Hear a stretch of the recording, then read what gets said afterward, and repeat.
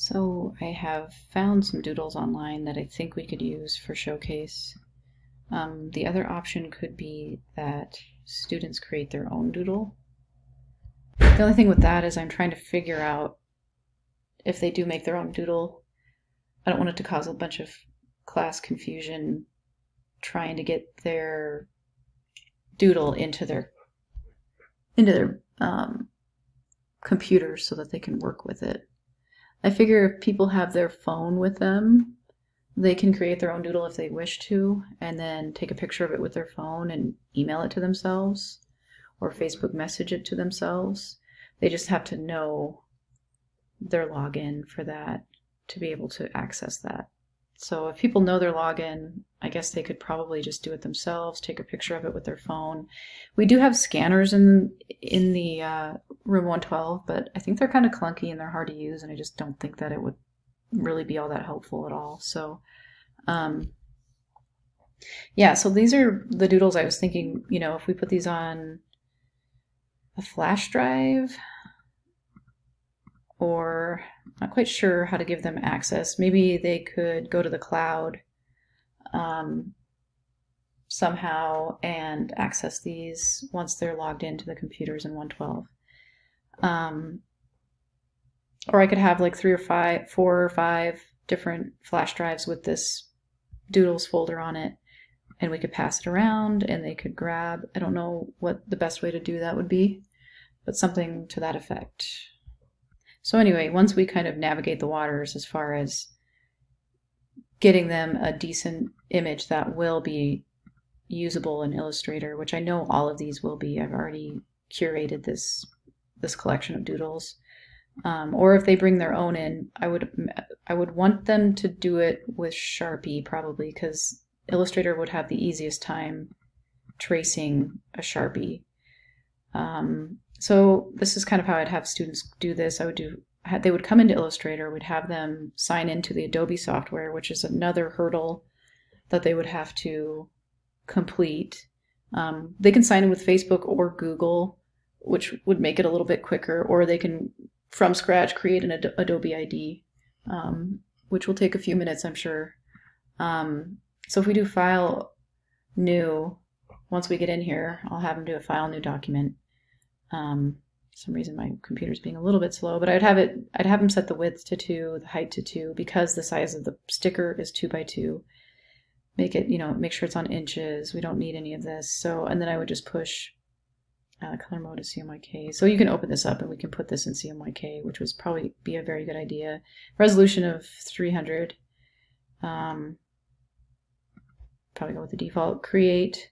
So here's the canvas the students could work in. So I would have them probably go into Window, Workspace, Essentials. Oh,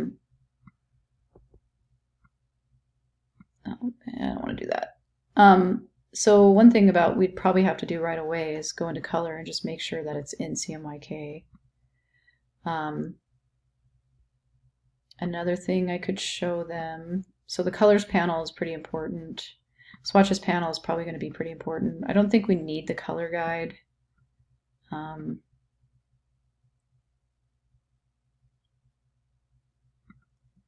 don't really know. I don't think we need that. Layers would probably be a good idea. Properties is not necessary, probably. I haven't used this. So we probably just need these 4 things open. And color themes is right here, just in case it's not open. Color, swatches. Is layer under here too? Ooh, I guess it's right here. So these things would be good things to have open. Take note of that. And then if they want to find color themes, they can either create them, which I don't think I'm going to encourage them to do because it's a little bit kind of tricky, I guess. I would just have them go to Explore, I think, And then, you know, it's basically these ready-made color themes. So I think the next step after we get their, you know, area kind of set up over here is we would go into color themes and start picking out, you know, with our drawing, we might want to pick out a color theme. Maybe I'll go with this one. So if I click here and do add to swatches, that'll add that to my swatches library. And so we have a blank canvas here, so we would have to do a file, place. And we're going to bring our doodle in. Got to navigate to the correct folder. I have not tried every single one of these. I've tried the horse and the brain so far, so I guess I might as well try the dude maybe, because he's actually the most complicated one that I picked out. So he's pretty large. So to size him down, we would just shift and drag from the corner. Grab our selection tool to move things around, grab things and move things around. So if we have him selected, make sure he's selected with the selection tool, object, image trace, make and expand. So we'd be able to create basically a vector of this drawing now. And this is a great file to use for logos. This is the standard file to use for logos because it can be sized up to as big as you want it to be, and it'll never get pixelated, and it's a great quality file. So I brought in this color scheme because I thought I liked that, so it's in my swatches now. I can start kind of grabbing shapes within this and filling them in, and hopefully during class everybody's following along, filling in shapes on their image.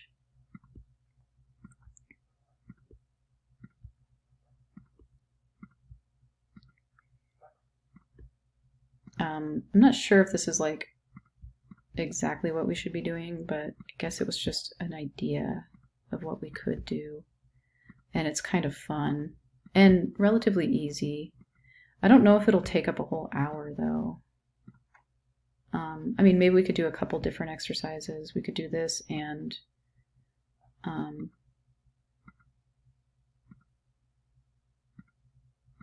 we could do this and something else maybe. I'm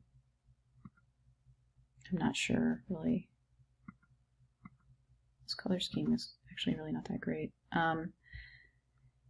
Anyway, you know, they can add different colors here and there, and then I could maybe show them, you know, if they wanted to, they could add in some text.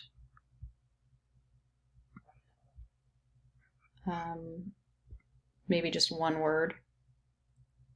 I'm not quite sure. I don't want them to put too many words in because this is not a very big canvas. So I might not encourage them to do that. I'm not sure I don't know what to do there. But if we select this whole thing, I'm going to blow him up to be at least the size of, close to the size of this. And I might have them kind of draw a circle by using this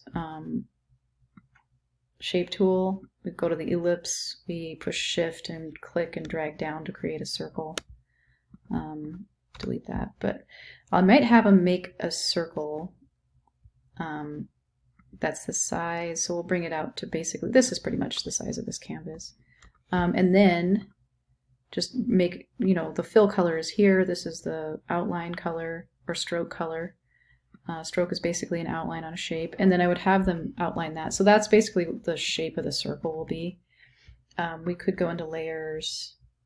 Not sure if this is necessary, but we could make 2 layers. One could be for, let's see, can't see this whole thing. One could be for kind of the circle itself. So if we're on layer 2, now it's the circle. And one could be for the actual artwork. Just so that they know they are not making their art, you know, stick far outside of where the actual edge of the sticker would be. So it's kind of a guide for them. I'd have to explain to them, that we're printing this on a 2x2 sticker, and it's going to be round. So, maybe that's something I should explain earlier on in the lecture. But maybe something like that. And then we can always take the eyeball off of our little guide there. And we could do a file export as, maybe, let's see, name it appropriately. I think I'm going to make it a JPEG, so we'll export JPEGs out, probably just to the desktop. Push export, 300 dpi, CMYK, push OK. And that will give us a 2x2, which they could email that to themselves if they wanted that file. And I guess I could have them do a file save as. Oops, I didn't mean to. File save as. And they could save an AI file as well if they have access to Illustrator. They probably don't, though.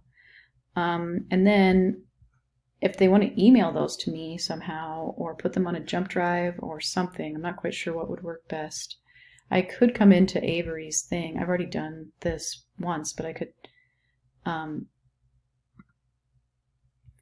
a template, figure out which one is the correct template. This is a 2-inch diameter, so this might be the right one. It's pretty easy to go in here. And I start here with this one because it's blank. And you can kind of see here's so if I could get all their files, I could potentially just add images from, a jump drive. I guess I'll just go to my thing that where is this? Just did, my JPEG, choose. And it'll import him.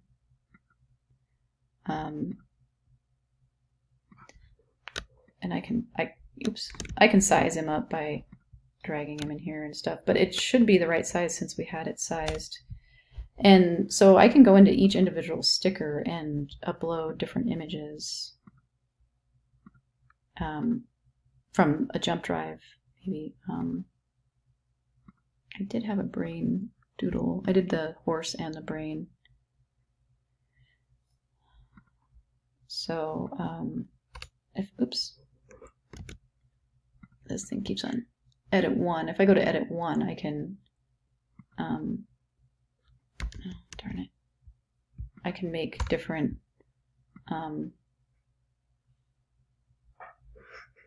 different ones here. So I could go into edit 1 and, change these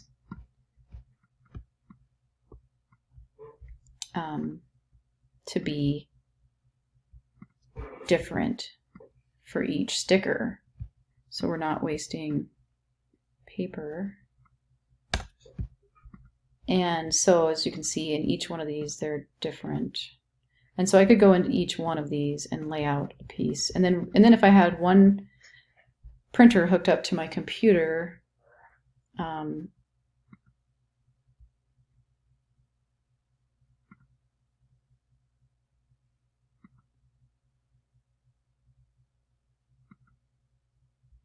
save that.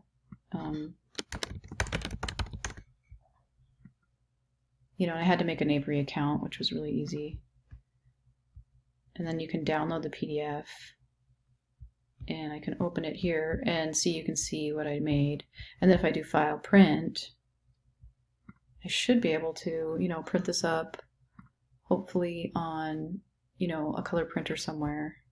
And I can fit 1, 2, 3, 4, 5, 6, 7, 12 different sticker designs on this. And we could do it that way.